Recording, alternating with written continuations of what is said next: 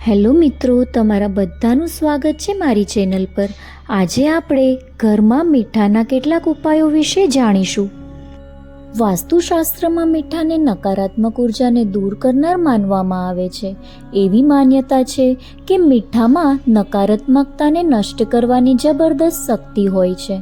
વાસ્તુશાસ્ત્ર અનુસાર ઘરના મુખ્ય દ્વાર પર બંને પ્રકારની શક્તિઓનો વાસ હોય છે, પછી તે સકારાત્મક હોય કે નકારાત્મક।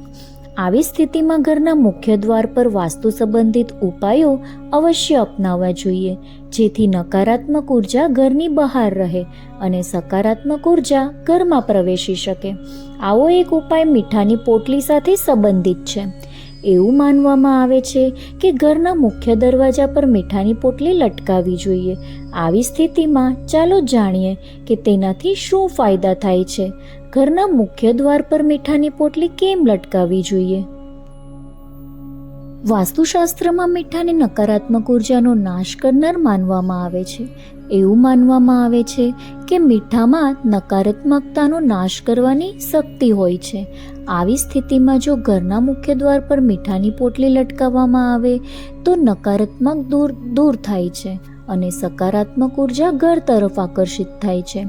આ સિવાય એવું પણ માનવામાં આવે છે કે ઘરના મુખ્ય દરવાજા પર મીઠાની પોટલી લટકાવવાથી ઘરના મુખ્ય દરવાજા અને આખા ઘરના ગ્રહ દોષો અને વાસ્તુ દોષો દૂર થાય છે।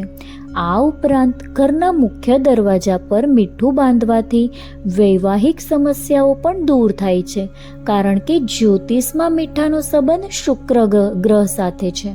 શુક્રને લગ્ન, ધન અને ઐશ્વર્યનો કારક માનવામાં આવે છે।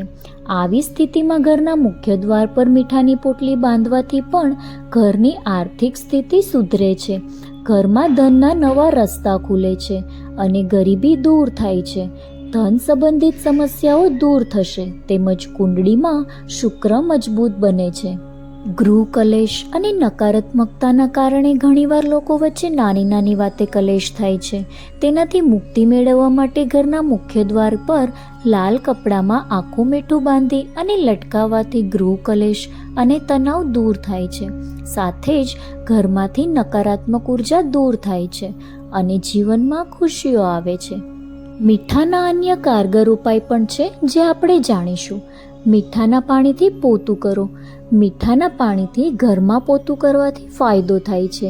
તેનાથી ઘરમાં સકારાત્મક ઉર્જા જળવાઈ રહે છે। જીવન નકારાત્મક ઉર્જાથી ભરેલું રહેતું હોય તો કરો આ કામ। જો તમારું મન વ્યગ્ર છે તો તમારે મીઠાના પાણીથી સ્નાન કરવું જોઈએ। તેનાથી આળસ પણ દૂર થાય છે અને ઓરડાના ખૂણામાં મીઠાનો ટુકડો રાખવાથી પણ નકારાત્મક ઉર્જા દૂર થાય છે, તેમજ શુક્ર મજબૂત થશે। જો તમે લાંબા સમયથી બીમાર હો તો તમારા પલંગની બાજુમાં મીઠું ભરેલું કાચનું વાસણ રાખવાથી ફાયદો થાય છે। કુંડળીમાં શુક્ર નબળો હોય તો મીઠાનું દાન પણ કરવું જોઈએ। બીજું એક વાસ્તુશાસ્ત્ર પ્રમાણે કે કોઈ પણ વ્યક્તિને સીધું મીઠું ન આપો। કાચના વાસણમાં હંમેશા મીઠું રાખો। કોઈ પણ વ્યક્તિને સીધું મીઠું ન આપો, તેનાથી સંબંધમાં કડવાશ આવી શકે છે। કોઈના દબાણ કે જબરદસ્તીથી મીઠું ન લેવું।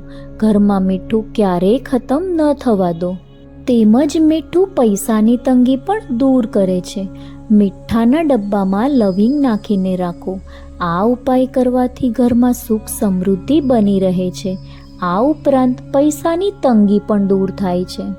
તો મિત્રો, મારો આ વિડીયો તમને ગમ્યો હોય તો લાઈક અને શેર કરો, અને જો મારી ચેનલ પર નવા હોય તો મારી ચેનલને સબસ્ક્રાઈબ કરી લો, જેથી તમને નવા વિડીયોના નોટિફિકેશન પણ મળતા રહે। Thank you for watching.